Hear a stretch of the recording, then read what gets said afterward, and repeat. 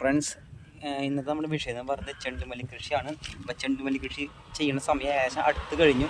നമ്മൾ ഈ ജൂൺ 15-ാം തീയതിക്ക് ഉള്ളിലെങ്കിലും നമ്മൾ തൈകൾ കൊണ്ട് നട്ടില്ലെങ്കിൽ നമുക്ക് ഓണത്തിന് പൂ കിട്ടില്ല.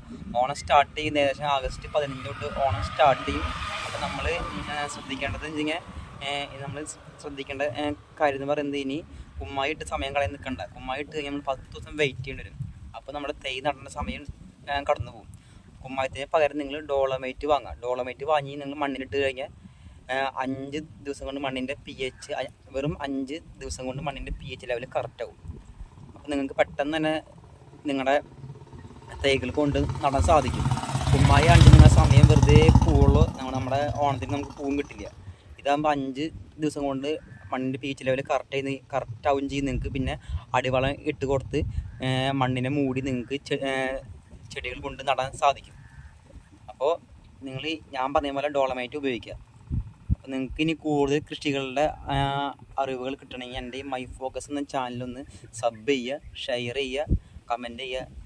അപ്പോൾ അടുത്ത വീഡിയോയിൽ കാണുന്നത് വരെ എല്ലാവർക്കും ബൈ.